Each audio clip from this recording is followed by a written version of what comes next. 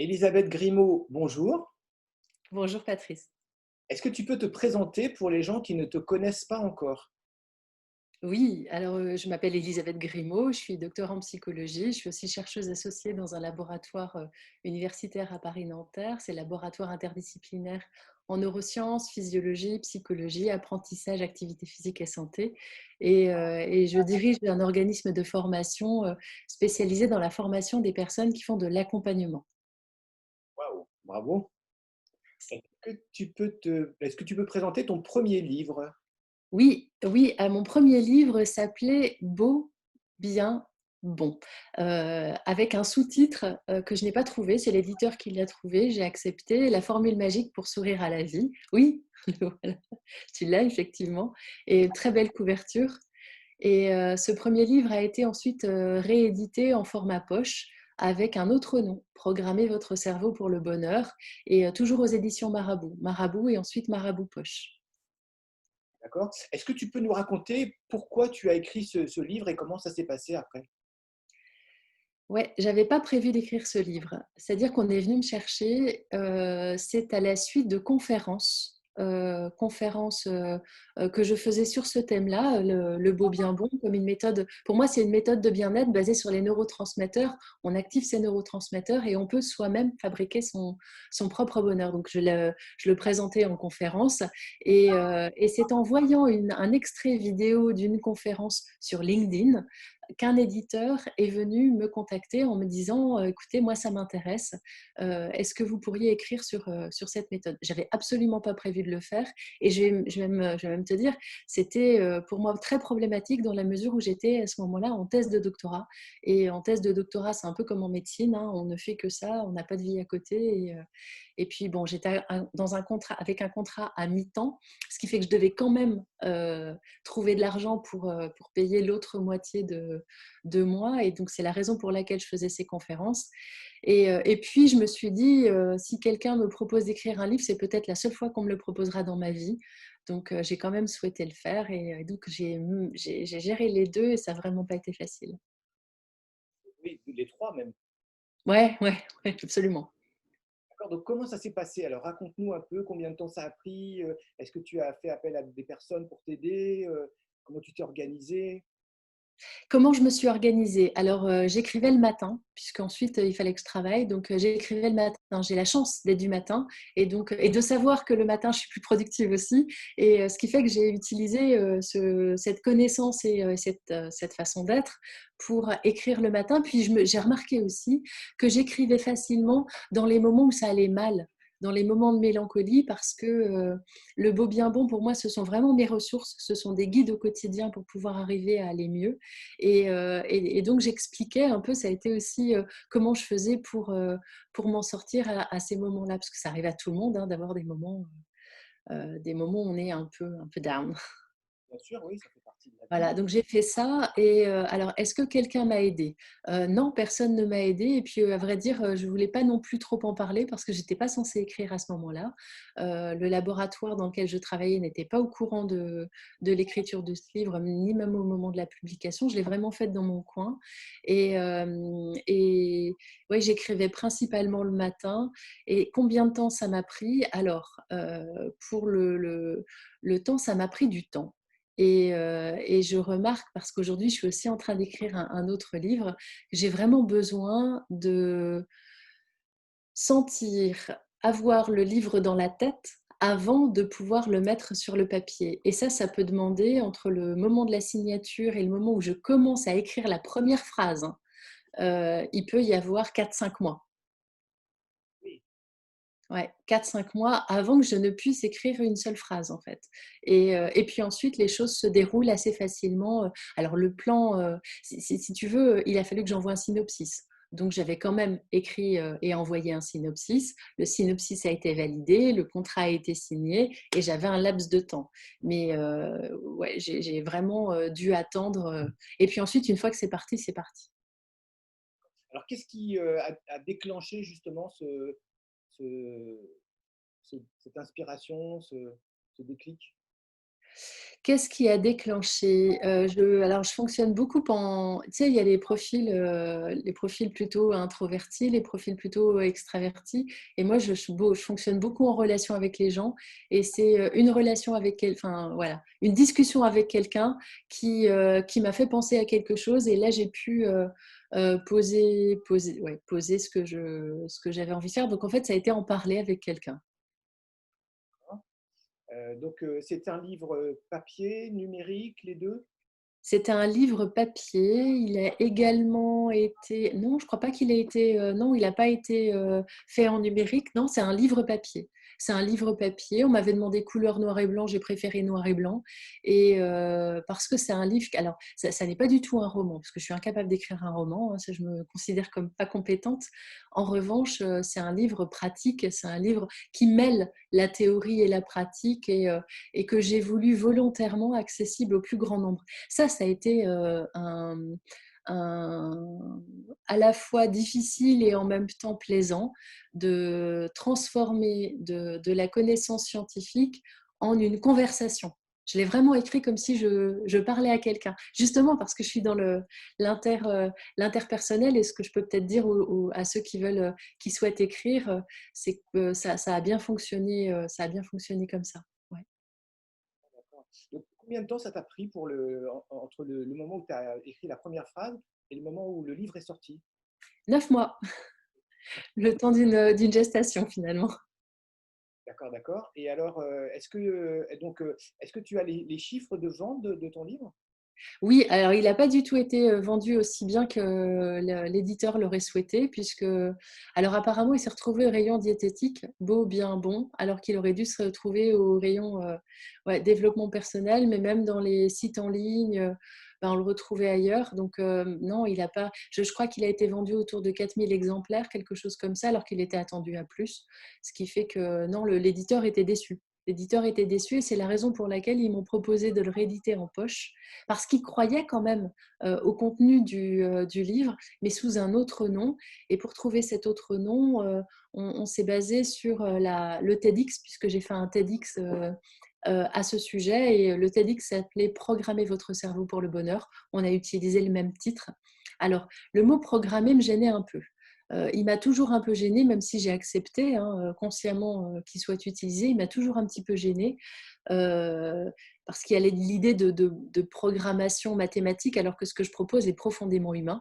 Et donc, ce que j'ai proposé était de mettre un sous-titre, c'était «Devenez le créateur de votre bien-être avec la méthode Beau Bien Bon». Et là, vraiment, je suis dans quelque chose qui est complètement cohérent avec le contenu. D'accord, d'accord. Et donc, comment s'est passée la relation avec l'éditeur? Ah, très bien, très bien. Là, je dois dire que non, Marabout a été absolument formidable. Enfin, au départ, l'éditrice m'a beaucoup aidée pour aider à écrire finalement. Alors, ça n'était pas tant dans l'écriture elle-même que dans les consignes, les directives. Le premier jet que j'ai envoyé, elle m'a dit c'est super. Elle était très sympa. Elle me disait en même temps, voilà ce que je te propose. Et en fait, il y avait beaucoup de réaménagements et non, elle m'a beaucoup aidée, donc vraiment c'était chouette. Et puis ensuite, j'ai eu affaire à une autre éditrice au moment de l'édition de poche. Alors quelqu'un qui est parti juste après, donc ça c'est là les communications étaient beaucoup plus rapides. Et puis alors j'avais un contrat de préférence au départ avec Marabout pour 3 bouquins et c'est ce qui m'a permis aussi d'avoir une avance financière et donc de pouvoir être un peu plus tranquille. Mais bon, après j'ai souhaité quand même arrêter ce contrat de préférence puisque j'ai envoyé un second projet qui n'a pas été accepté, puis un autre projet qui n'a pas été accepté, et puis un troisième projet qui n'a pas été accepté. Et là j'ai dit, après je savais plus quoi écrire, quoi. Et je me sentais finalement vraiment bridée, bloquée, paralysée dans cette écriture. Et j'ai demandé à ce que le contrat de préférence soit rompu. Il a été rompu et psychologiquement, ça m'a donné la liberté de pouvoir écrire ce que j'avais envie. Et c'est là qu'un autre éditeur s'est présenté aussi pour réécrire, voilà, écrire autre chose. Pardon. Tu peux expliquer aux gens qui nous écoutent ce qu'est la clause de préférence? Oui, la clause de préférence est une clause qui nous engage pour tout écrit, pour tout auteur, hein, si on souhaite écrire quelque chose, on doit le présenter d'abord à l'éditeur avant de pouvoir le présenter à un autre éditeur. Et alors j'aurais pu, hein, présenter ce que j'avais proposé à un autre éditeur, et en même temps, je suis assez loyale dans mon mode de fonctionnement, ce qui fait que j'imaginais mal avoir une clause de préférence, aller bosser pour quelqu'un d'autre, etc. Enfin, j'étais un peu... ça collait pas, quoi, tu vois. Puis en plus, mon livre, c'est beau, bien bon. Le bien, c'est vraiment l'alignement à soi. Et là, j'étais plus dans l'alignement, donc ça collait plus. C'est la raison pour laquelle j'ai vraiment souhaité aller ailleurs, arrêter cette clause de préférence. Et finalement, le simple fait de demander à l'arrêter m'a permis de le faire. Est-ce que tu es satisfaite du résultat de ton premier livre? Non, pas vraiment. Alors, si, en même temps. Alors, non, attends, je vais faire une réponse qui est à la fois du non et à la fois du si. Oui, parce que ça a été une chance formidable, quand même. Et je remercierai toujours Marabout de m'avoir donné cette chance. Non, parce que je ne l'ai peut-être pas écrit au bon moment. Et en même temps, oui, parce qu'il pose les jalons de tout ce que je suis en train de construire aujourd'hui. Et donc, c'est probablement la première pierre de l'édifice qui continue aujourd'hui de se construire. Et même si je trouve qu'aujourd'hui, il manque énormément dans ce livre-là, en fait, il pose vraiment les jalons de ce que je suis en train de faire aujourd'hui. Donc, tu vois, il y a à la fois du oui et du non. La méthode est quand même beaucoup suivie, la méthode Beau Bien Bon est beaucoup suivie aujourd'hui. Je reçois régulièrement des mails de personnes qui me disent, voilà, j'ai lu votre livre, il a transformé ma vie. Et ça, c'est ouais, ça n'arrive pas tous les jours, hein, mais quand ça arrive, vraiment, c'est extraordinaire de se dire qu'on a pu aider quelqu'un, et voilà, ça me plaît. On a vraiment ce sentiment d'être utile. Oui, bien sûr. Est-ce que ça t'a apporté d'autres choses encore? Parce qu'il y a beaucoup de bénéfices déjà. Oui, alors ce que ça m'a apporté, entre autres, c'est l'ouverture aux médias, puisque lorsqu'on écrit un livre, ensuite on va le présenter. Et donc, alors Marabout avait organisé quelques présentations en librairie, et puis moi, alors c'est de façon très proactive, hein. Je suis aussi allée vers les médias pour les médias locaux. Et j'avais notamment, à ce moment-là, j'habitais à Nancy, et j'avais une petite télé locale, Mirabel TV, qui faisait la Lorraine. Et j'avais envoyé le livre pour leur dire, ben voilà, si vous avez envie que je le présente, le voici, puisqu'en fait, on a la possibilité de pouvoir envoyer un certain nombre de livres gratuits à des médias pour qu'ils puissent en parler. Et donc, dans cette sélection gratuite, j'avais sélectionné Mirabel TV, et quand je suis allée présenter le livre, eh bien, à la fin de l'émission, il y a le directeur qui est sorti en me disant, « Ah, c'est chouette ce que vous faites, vous passez bien à la télé, ça vous dirait d'écrire une chronique bien, ou d'animer une chronique bien-être ». Et c'est comme ça que c'est parti. Et ensuite, pendant 2 saisons, j'ai animé une chronique bien-être sur Mirabel TV. Et puis, quand j'ai déménagé ici en Alsace, eh bien, là, c'était encore, une fois que j'étais devenue consultante, eh bien, ensuite, on peut avoir d'autres portes qui s'ouvrent. Et là, France 3 m'a ouvert ses portes. Et puis, France 3 Champagne-Ardenne aussi, avec Valérie Alexandre. Et ça, c'est super, parce que maintenant, j'interviens régulièrement pour eux, pour une chronique qui s'appelle Éco-Citoyen. Et donc là, l'idée, c'est la psychologie positive de la transformation écologique et de la transition, en fait, écologique. Comment est-ce qu'on fait pour changer ses comportements? Et puis chez Valérie Alexandre, j'interviens vraiment sur des notions de bien-être et santé. Alors, si c'était à refaire, tu changerais quoi? Ou comme tu as fait d'autres livres, qu'est-ce que tu as changé dans ta façon d'écrire? C'est une question, c'est pas facile à répondre. Qu'est-ce que je changerais? Qu'est-ce que je changerais? Peut-être je prendrais plus confiance en moi. Je crois que c'est peut-être une idée de confiance. C'est vrai qu'au départ, je me considérais vraiment comme éditeur apprenti, et voilà, je savais pas trop comment faire. J'hésitais même à écrire. Qu'est-ce que je vais dire? Est-ce que je parle comme je dois parler? Est-ce que ce que je vais dire, c'est bien? On pense beaucoup à l'autre, finalement. Et puis aujourd'hui, je me pose moins ces questions, et j'essaie plus d'être dans le partage comme une forme de témoignage. Ouais, comme une forme de, ouais, c'est plus un témoignage. Aujourd'hui, j'écris plus sous forme de témoignage que sous forme de qu'est-ce que je veux transmettre et quel est l'objectif. En fait, voilà. Je pense un peu moins à, à l'autre dans la mesure où ce que je veux transmettre, je veux que ce soit plus sincère. Tu vois, l'idée, c'est pas de plaire, c'est d'être soi. C'est plutôt ça. C'est complètement ça. Ouais, c'est complètement ça. C'est-à-dire que maintenant, je m'autorise vraiment à être ce que je suis. Ouais, et peut-être, alors c'est aussi probablement, ouais, vraiment, là je suis, oui, vraiment dans cette authenticité, j'aime beaucoup ça, ça compte énormément.